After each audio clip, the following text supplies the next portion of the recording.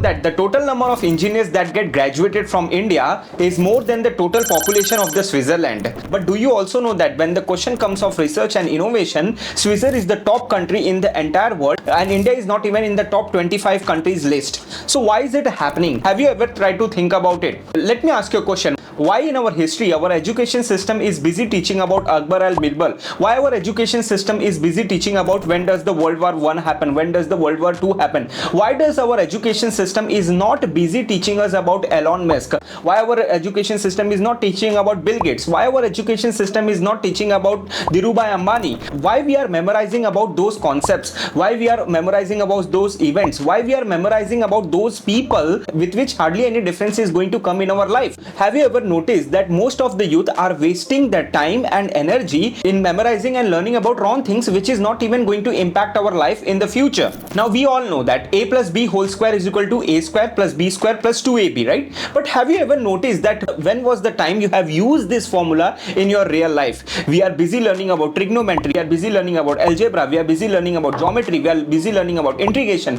we are busy learning about differentiation.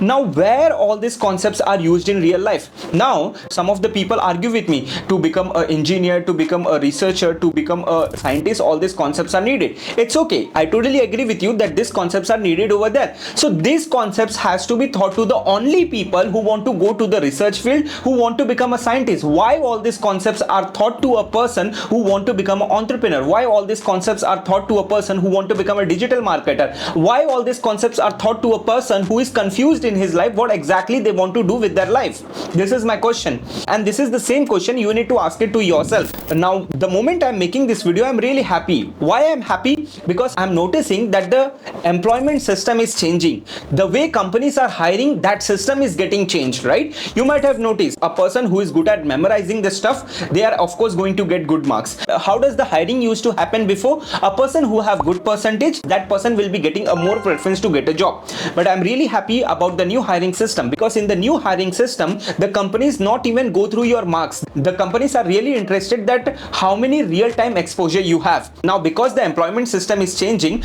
a lot of opportunities are coming to those people also who are not good at studies but who are really good at practical execution. But still the problem is happening. You know what is the main problem happening? The mindset of the students is they are still thinking that to get a job I need to have a good percentage, and that is the reason I have noticed that many students are still putting that time, effort and money for learning the stuffs that are outdated, because in the subconscious mind, or they have been told by their parents or by the societies that to get a high paying job you need to get a good marks. As a career coach, a lot of time I get this question, you know, when I ask the students to learn about latest technology, when I ask the students to learn about latest skills, students ask me a question, sir, should we focus on our college subjects or should we focus on all those things? So if we focus on all those things, our college studies are going to happen. So how can we manage all those stuff? See, understand my dear friends, of course a degree is needed, I am not denying that fact, but you need to understand that in the corporate, when you have 60% and when you have 80%, it does not really make any difference. So why are you focusing on 80%, 70% or 75% when you can be in the average range of 55 to 60% also, and in the meanwhile you can learn the skills that are demanded in the market so that you can prepare yourself as per the company's requirement. So what are the things we should be focusing on to get a job in this corporate world? And not only to get a job, but to become successful in your life. How many of us are focusing on public speaking? How many of us are focusing on improving our communication skills? How many of us are willing to learn how to start a startup, how to do freelancing, how to take offline businesses to online? How many of us are interested in learning about new technologies like prompt engineering, artificial intelligence? Hardly anyone. Now the excuse what most of the people have, because we do not have a time with our current syllabus, we are not able to focus on these stuffs, which is absolutely not true. You are writing the unnecessary assignments, you are wasting your time in attending a lot of lectures, you are wasting your time in learning those stuff that are outdated. But you can remove some time from your busy schedules and you can put up some time for learning the skills which are needed to get a job in the future, or which is needed to become successful in the future. Because you need to understand the hiring system is getting changed every day by day. Means companies are not focusing on your degree, companies are not focusing on your percentage,